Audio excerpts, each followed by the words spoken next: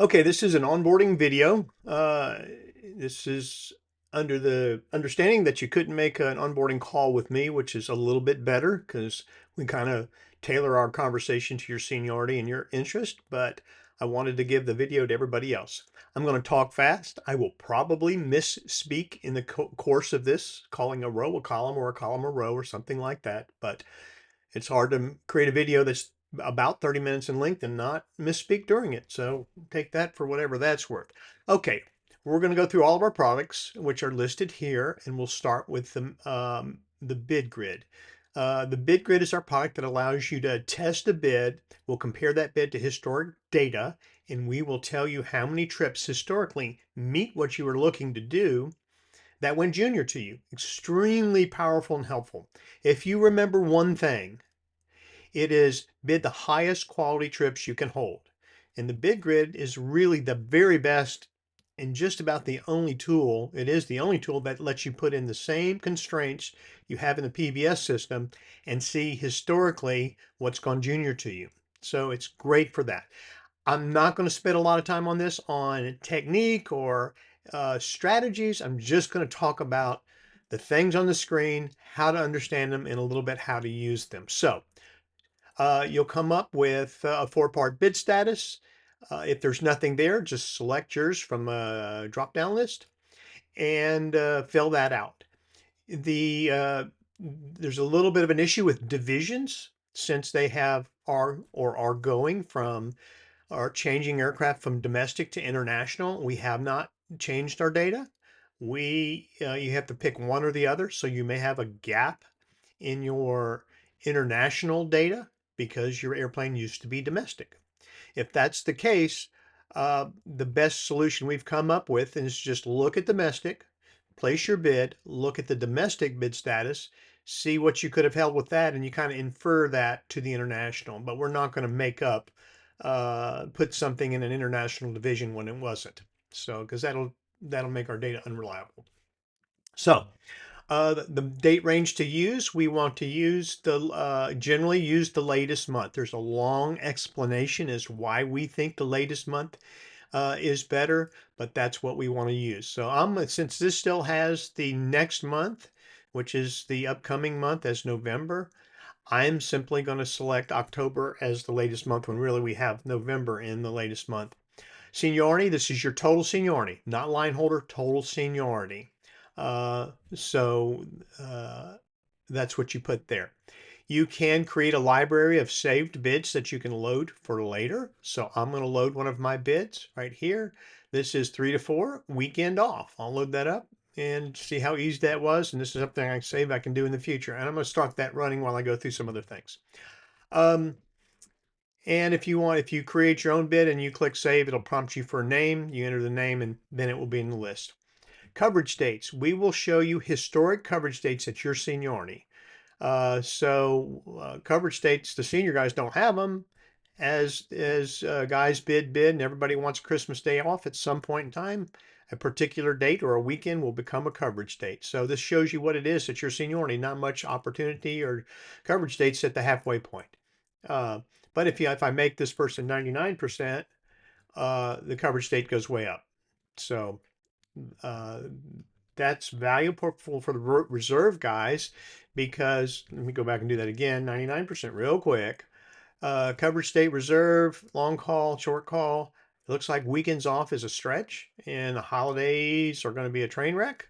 So just know that bid the best weekend or weekday off schedule you like. So that's the way the junior guy in reserve might use the coverage dates. Um, Commuter insights. If you happen to commute, this is not exhaustive from say Atlanta to Dallas. This will tell you the earliest arrival to Dallas. Looks like around 7, so you might put in report after 8 or report after 9, something like that, or 8:30. Um, That's the earliest arrival. And I need to release by a certain time. So this is 9 o'clock. You might want to release by 8 o'clock or something in there. So it helps give you an idea of report and lease. It's by every day in the contractual month. And if you click a day, it tells you all the flying that's in our schedule. But this, read the notes. This is not exhaustive. This is just American Airlines. It's not Eagle. It's not other airlines. It's just what's in our bidding schedule. And it was easy for us to throw this up here. And guys generally, oh, what's the flying look like out of my hometown next month? It can also be helpful with commuters. You can put um, any two city pairs in that. So if you wanted to do, you know, Miami to Orlando, you could put those two city pairs in there, and it would just give you all the opportunities if you had a deadhead home on a certain day. Continuing, I have loaded this bid. I have run this bid. Now let's talk about the results and read the grid page. So that first row is highlighted. That property, preferred pairing length of 3 days, has been bid in layer 1 and 2. And off to the far right, you see under October 2025, there were 883. That's the total number that meet the criteria for the row only. 883 and 360 went junior. And the most junior pilot was 91 percentage in seniority. Next month, we see 895 3-day trips, and we're forecasting 365 will go junior to you. So again, we don't know what goes junior next month, so there's nothing to drill down to. It's just a number. But here's everything included in next month. Um, um, so that's what those numbers did. Anything in blue, you can click and drill down to. So if I want to see what went junior to me, I can click this 360. Here's just the 3-day trips that went junior to me. We'll get more into that page in a minute. All right, now let's look at and that's true for every row. Okay, weekends off. There were 92 trips that were weekends off that went junior to me. What were the weekend off trips that went junior to you? So you browse this, and it looks like a lot of 4 days and a few 3 days went junior. So that's cool. Now let's say, hey, but I want everything. I want 3-day trips, weekends off, and 1 leg home. That's what I'm going to do. Now let me talk a little bit about the weekend off before I go too much further. Since we compare from month to month, a calendar day doesn't mean anything. We just give you a day of week off. DOW is day of week off, and it's weekend or any day of the week that you want to specify as I want this off. Can I hold flying that doesn't touch these days? And that's how useful that is. Or how it works. So uh, that is the weekend off. A little bit different than normal bidding properties. That doesn't really exist except on the big calendar when you block the weekends. And then 1 leg home. So 3 days, weekends off, 1 leg home. There are 154 last month. 8 went junior. You can drill down to the 8 and see what went junior. Next month, there's 118, there's less, and we're forecasting 6 to go junior. So that's a little tight. When it's in red, it means it's getting tight. And if you hover over that, it'll give the tooltip, will tell you a little bit about what we think about that number. We're not perfect. We tend to be a shade optimistic on our results. And that's not on purpose. It's just because if we try to tighten it down, it skews off other numbers. So this is kind of the best we found we can do right now. We are always working on that though. This So there's the historic, what's happened in the past. This is what we think is going to happen in the future. And now this next month accumulated, that is new and unique pairings by layer. So layer 1, this is your first bid, there's 118. Layer 2, there are 324 trips that are 3 days in length and don't touch a weekend. But you've already looked at some of those in layer 1, and because they had 1 leg home, here's the rest of them. So this is all new pairings to 206. All new pairings in this layer that haven't been previously viewed as 104. And all new pairings in this that haven't previously been viewed um, would be the 89. So that's what that row is for. What can we do? We can drill down to history, and we can drill down to everything in the future. So let's drill down to the future, and we can show you some stuff with that. The first thing I'm going to do is I'm going to add some columns, and I want to put in the layovers. I want the report in the release, And just for grins later on, I want the link to the pairing. And I'm close that down. You see that's added those off to the right. If I close this down and then I click that layer one count again, and then I make that full screen, we see that the report, the release, and the days are right there in the middle where you want to see them probably. So this is everything in the future. Now let's talk about what we have up here at the top. All tag pairings in a minute. I'll show you how to tag pairings. When you tag a pairing, it's going to keep the total. So if you need to add a couple pairings together, what are these two pairings worth together? Because I need something. It's a great way. It'll put them, they're worth 32.26 total credit. So that's the way that works. Now let's look at the calendar. We can code any day in the month as I want it off or I want it on. If you make it off, it will eliminate from this view, which is your layer one bid, any pairing that touches that day. So if I want the 3rd off, I can click on the 3rd one time and it makes it off. And if I want the 26th on, it is going to eliminate everything that flies 26. Now, this is not a state you want to leave this in, but it does help you identify all the pairings that touch either the 26th or the 27th. So that's how the calendar works to help you identify the holiday pay pairings. Very easy to look at them, and then if these are all holiday pay pairings, you can tag them for pairing ID on date bid. This is stuff you want to remember. So those are holiday pairings bids. Uh, so we're going to get rid of that. That's how to view that. Oh, before I go, each of these columns that have the up down arrow, you can sort by. And if you want to look for a particular layover like GEG, there's one GEG layover in the system. Backspace out of that, press enter. So you can sort by any of these things. Sort by the report, the release, the pay and credit. If you're an IMAX guy, there's the ones with the pay and credit for IMAX. If you want to say, hey, I want the most pay per day I'm on the road, you can sort by this. And there's some a little bit more than, 5.5, 6 hour paydays. It's the total credit per day, not per duty period. This is per day. The duty period stuff is already on PBS bid.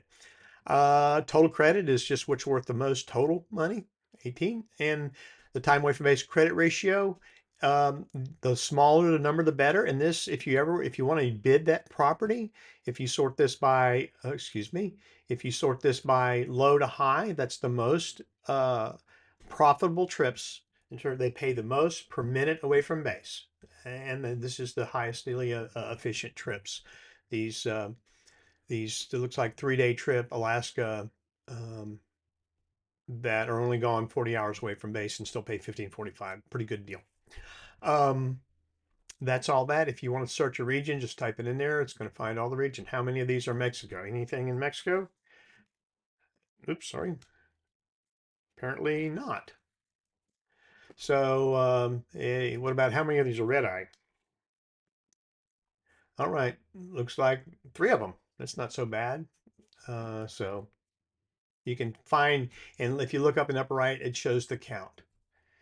Because you may like something, and if you get a couple red eyes, it might be all right. But if you got all red eyes, you wouldn't want to do that. That's a use case for looking for something just to see how many are in there when you look at the count of these.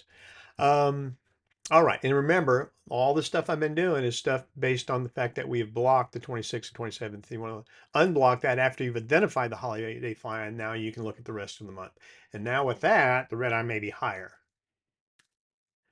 Yep, there's a bunch. There's 12 out of 118. Still not a ton, but that's how you can use this to count those things. And they're all the Anchorage, which might be worth it. Okay, that is. Let me go back to a couple more things to show you on this. This shows you the details about. You have another opportunity to tag if you want there. If you want to see just the tag pairing table, I don't only tagged one of them, but it would list only the tag pairings, and then you can click that to see the details of all the tag pairings, which was there. And here's all the tag pairing details, which includes other layers and stuff outside that. So this is only showing the layer that you were in. Okay, so here's the next thing. The tagging of pairings really goes to this bid report. This is a roadmap for your bid. It's going to keep up with the pairings properties you bid in the layer, and it's also going to keep up with the pairing ID on date.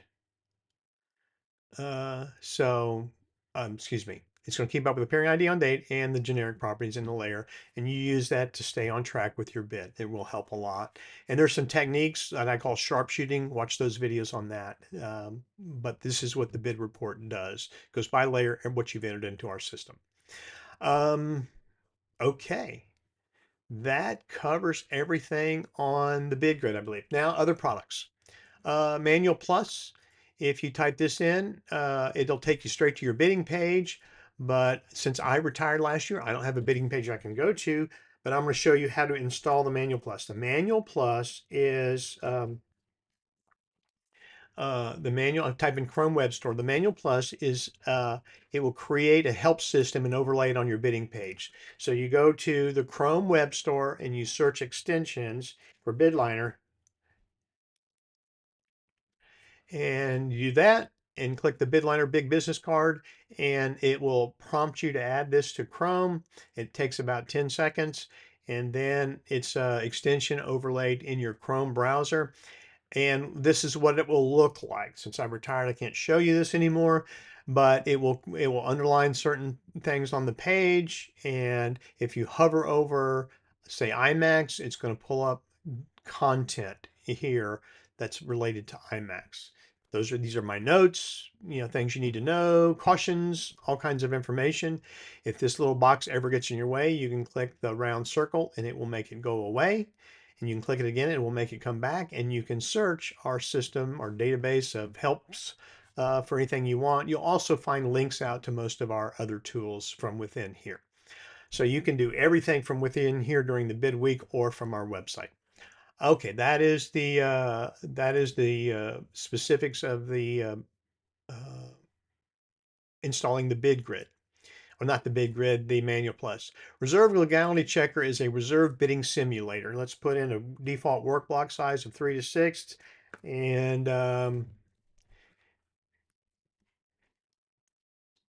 it's going to come up with 7 duty-free periods before the first day of the contractual month and 7 duty-free periods after the last day of the contractual month. We evaluate that whole contractual month plus 2 weeks.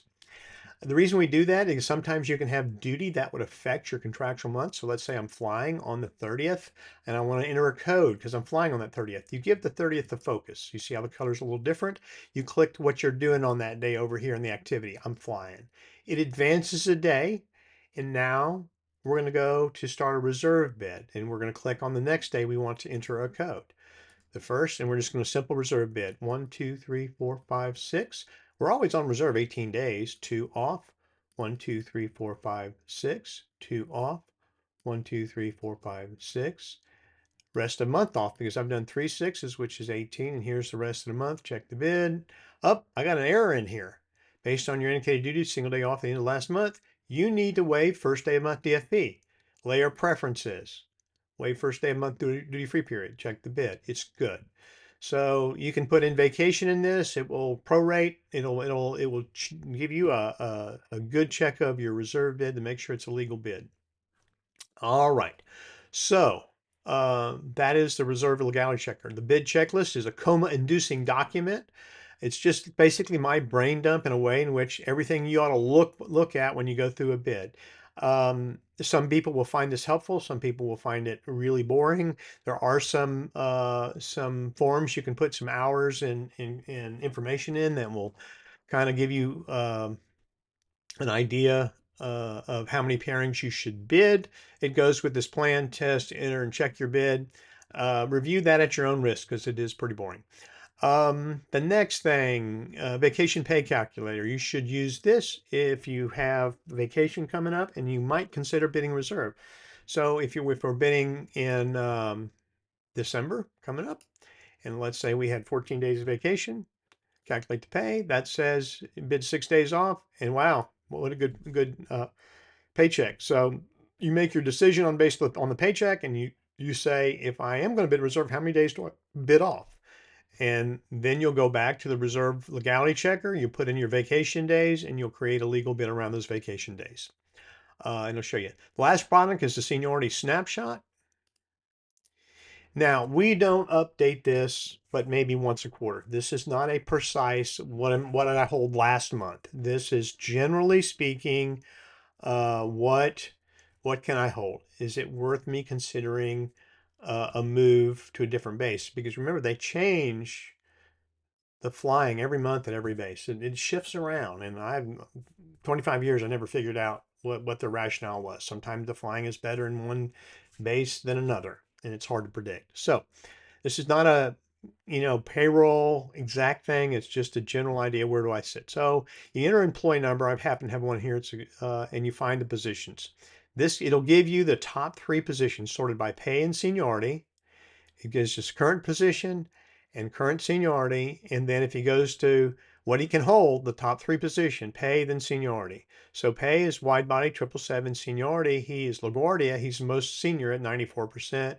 And then LA is 98. And then Charlotte is 98.85.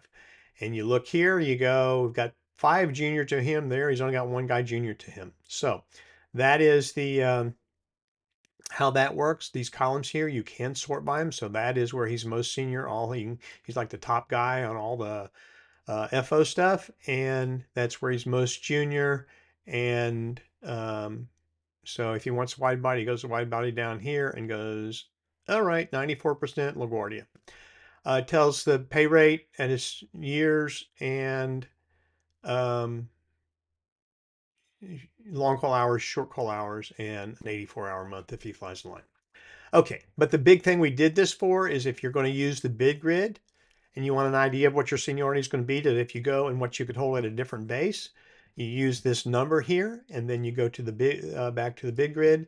You put in that 4-part bid status and the 98th percentile, and you'll see what he holds, which is going to be reserved. But some guys hang on till they start holding a line and they don't know what kind of line they hold. Okay, that covers everything. Let me finish with what I want you to remember the most. Remember, put your bidding energy into the highest quality pairings you can hold. Don't waste that bidding capital, those 7 layers on stuff that you can't hold. That's hard for guys to do, but if you do it, you're going to find you put the energy is well spent. With that said, thanks for listening and fly safe.